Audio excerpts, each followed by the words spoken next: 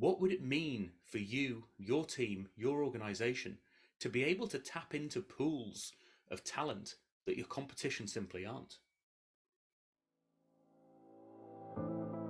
Hi, and welcome to Helping You Perform. I'm your host, Paul Teasdale. Over a career working with high-performing teams from across the globe, including 7 years working with Formula One team McLaren, I've learned a lot about what it takes to drive results. In this weekly podcast series, I'm going to be bringing you tips, tricks, and insights from the world of Formula One that you can apply to your organisation for your high performance. Enjoy. Hi everybody, and welcome to another episode of the Helping You Perform podcast, where I'm bringing tips, tricks, and insights from the world of Formula One that I've picked up in my 7 years working with the McLaren team. Ultimately, I want to take those lessons, present them back to you so that you can apply them to your organisation, your team, or your own performance. In today's session, episode 6, we're going to be talking about people. Now, episode 5, we started talking about action. And remember, at the moment, we're going through a bit of a deep dive week by week in the rapid performance framework. So R for results, A for action. We're in P for people this week. We've got I for insights and D for data to come. Now, when it comes to the subject of people, there's so much to learn from this high-performing world of Formula One. And there's probably too much to get over to you in just this one episode. So what I'm going to do, I'm going to focus on one aspect of the people element. And then in later episodes, we can deep dive into other aspects as well. So today, I'm going to be talking about how do you make sure you've got the right people in the right positions for your organization. Now, when I first joined McLaren, one of the things that I was really intrigued to learn more about was mission control. So this is the high-tech decision-making environment that is in the McLaren Technology Center, where all of that data is crunched, all of those numbers are run, and all of the experts come together to make the strategic decisions that are required throughout a race weekend, and in particular during the race. Now, just to give you a bit of an idea, there are lots of technical experts in that space. So there's people who know all about the tyres, all about the engine, all about the aerodynamics, and they're looking at the facts and figures as they're going through the race to see what's happening compared to what they thought was going to happen. And there's a key role in amongst all of this, which is the strategist. The strategist is there to make the decisions, bring all those insights and information and data together, and actually make the decisions that need to be made. So each driver has their own strategist, and they are responsible, that strategist are responsible for those key decisions during a race. Now, these could include things like when to pit, what tyres to pit onto, what should you do if there is a crash or a red flag, or there is some sort of safety car incident. What do you do in those circumstances? And ultimately, it's the strategist who's making that decision. They're bringing in all the insights and information from the experts, but they're the ones who need to make that decision and communicate it out to the driver. Now, one of the things I was intrigued to find out was that one of those key roles, one of the key strategists, that person who was sitting in that chair making some high pressure, high stakes decisions was somebody who wasn't even from a Formula One background originally, not even from a technical, mechanical engineering type background, but was actually from a legal background. Now, this young lady who was sitting in that role was able to excel at that role of being a strategist, and was allowed to be in that role as a strategist because McLaren had a great way of thinking about how do we make sure we get the right people in the right places. Now, typically, and as happens in a lot of organizations, typically what goes on is you say, who's had the experience of doing this before? Who's got 5 years experience working as a strategist so that we can get those strategists in? Now, that has some advantages. You know that that person has done the role before, but it also has disadvantages.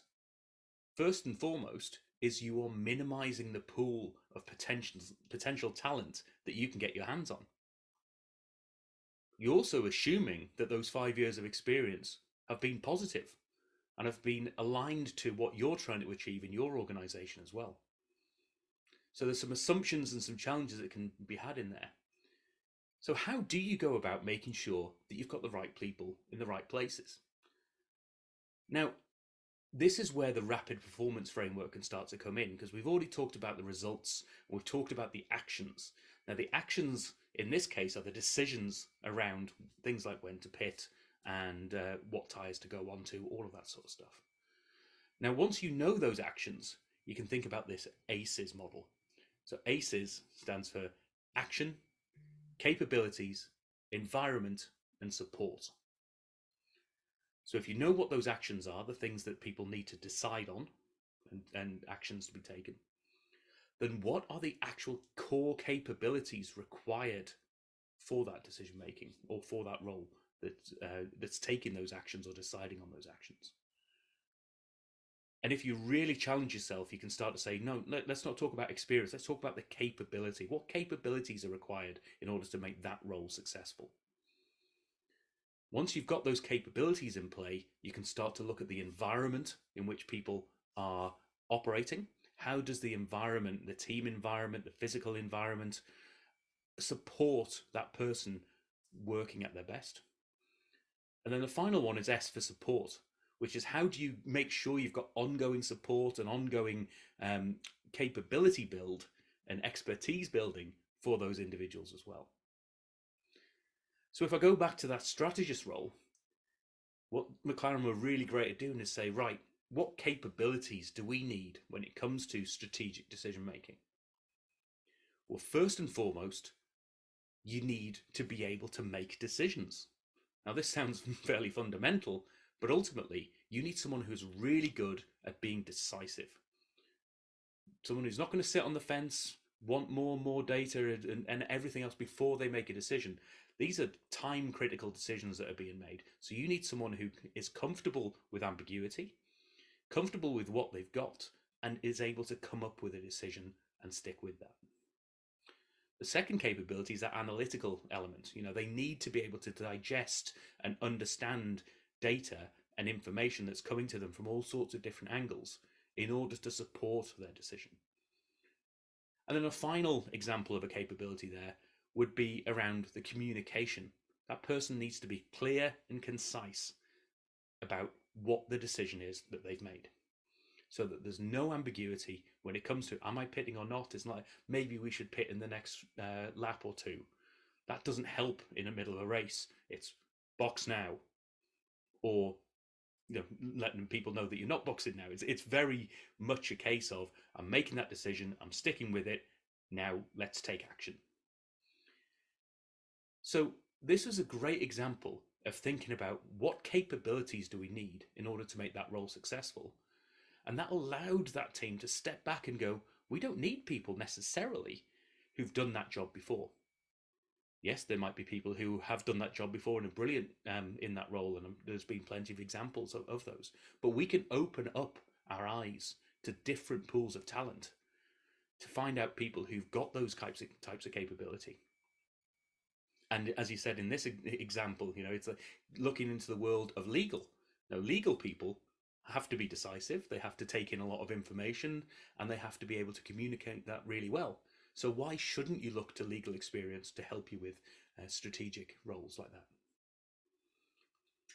So have a think about what that means to your organization. What would it mean for you, your team, your organization to be able to tap into pools of talent that your competition simply aren't? They're being ignored.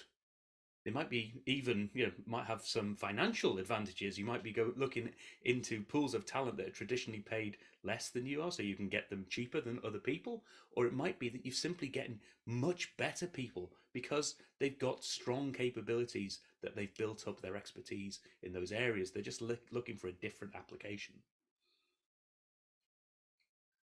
So have a think about what this ACEs model could mean for you. Look at the actions and the core things, the decisions that are being made in your organization, and what are the capabilities that you really need before thinking about, does the physical environment, the team environment support that, And what support am I giving that person to give them that ability to build their own expertise over the years?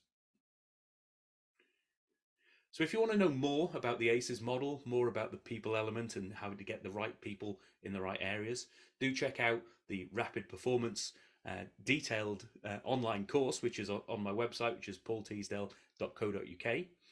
Or like all of these, and I'll say this every week and you'll probably get sick of me hearing it, saying it, is contact me. Go to paulteasdale.co.uk. There is a button there for contacting me with a free, absolutely no obligation, one-on-one 30-minute chat where we can talk about what this means to you and to your team and your organization and how we can move it forward and what value can I add in that situation. So hopefully this episode has given you a bit of insights as to what the people element of the Rapid Performance Framework start to look like, and how can I make sure I've got the right people in those right roles. In next week's episode, we're going to start to cover off the I for insights. What are insights? What do they mean? How do they differ from data and information? And what does it mean to have an insight? What are some of those examples from Formula One, that insights that help people in their performance? I look forward to hearing from you as you go through. Do give me some feedback. Drop me a line at any stage. And I look forward to seeing you in the next episode of the Helping You Perform podcast. Thank you for listening to this episode of the Helping You Perform podcast. If you found value in this episode, please take a moment to like, share, or review the podcast. You can reach out to me at any time, either through LinkedIn or through my website at www.paulteasdale.co.uk. I look forward to speaking to you in the next episode.